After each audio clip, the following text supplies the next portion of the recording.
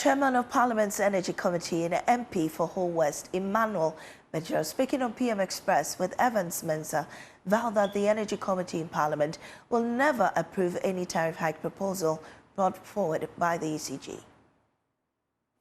Honestly, Evans, when I was at the other side of the aisle, when I was the ranking member for Works and Housing and Water Resources, I remember in one of our conversations with PRC, I told them that, well, I will even approve of about 300% for them at that time.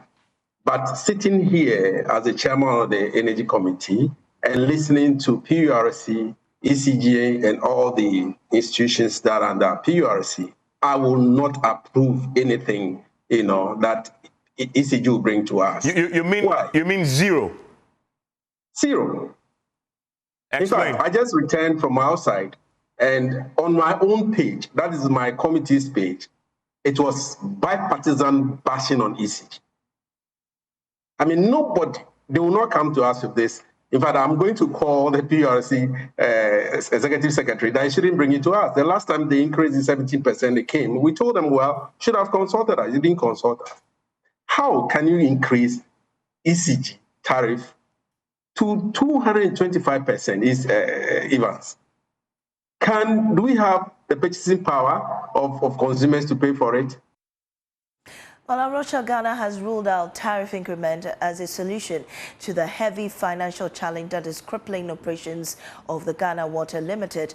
The Ghana Water Limited, in its presentation to the Public Utility Regulatory Commission on Tuesday, says it wants a 280% increment in tariffs in order to stay in business.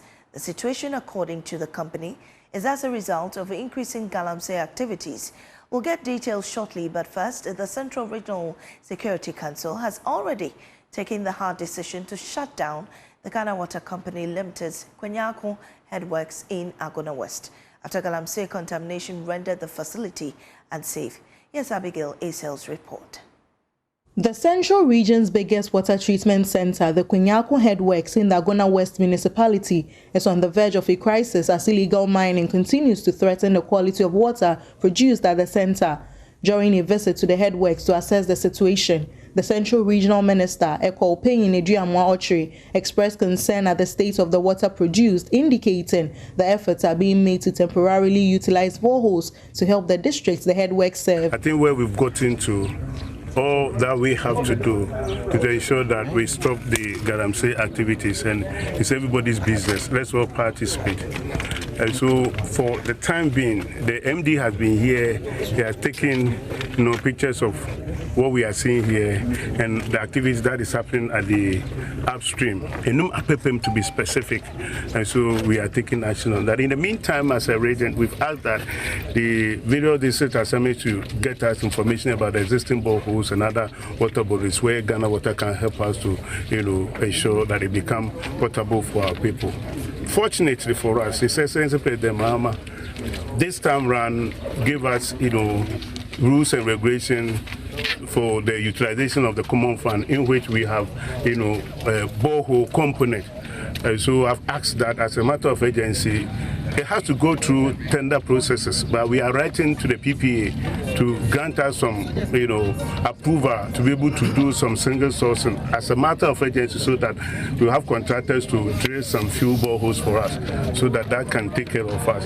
I'm also saying that it must not be the work of the assemblies and the government alone. Communities must participate, and so we want to all watch out and see who are those causing this mayhem.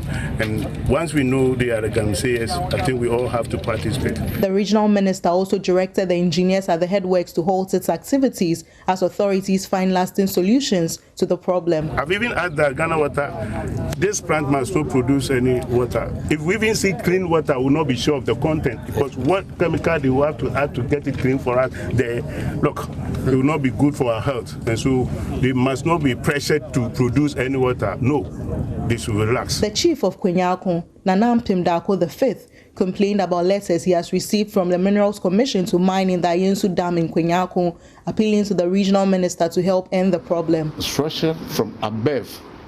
It is always instruction from above. I am appealing to you to speak to the authorities and the Minerals Commission to stop giving permission to people to engage in sand winning or prospecting in the Ayinsu Dam.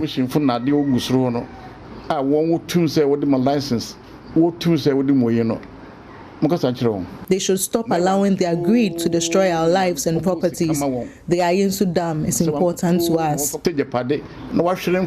Kwinyakun, Abigail Lisol and Kuma reports for Joy News. Well, speaking on PM Express again, last night, Chief Manager in charge of corporate planning at Ghana Water Limited, Michael Kluche, revealed that aside other operational expenditure, the cost of water treatment alone has increased from 97 million cedis to over 330 million cedis in the last 3 years, raising the need an increment in tariff. So you see, our cost of production has gone up. And then you also give some figures today. Yes. I think you say you are now spending more than the 300 million. Yes. Just on chemicals. Chemicals. When you used to spend what, 90? About 90-something million. We have now gone through the roof. Wow. We are now talking about 300 plus. To buy chemicals just to treat the water? Just to treat the water. Because of pollution? Because of pollution.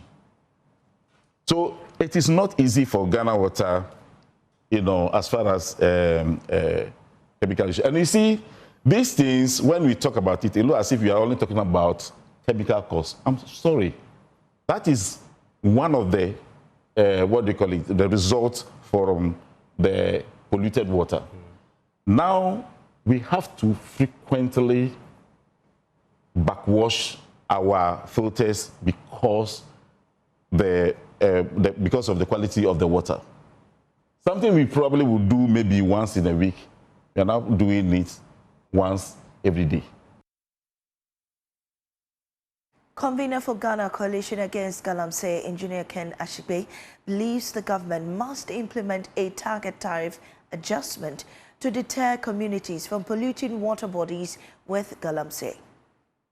Me, I have a radical solution to this. If we in the communities where Galamsey is happening, we keep on saying it, and they won't. Then the people in Kwinyakun, for example, whose water is 32,000 NTU, or Bonsa, where currently you are having to use a polyelectrolyte to treat the water, they should be paying more for their water than the people in Sogakope, where the water is not that polluted. So we need to now start applying the polluter pay principle to water that we consume.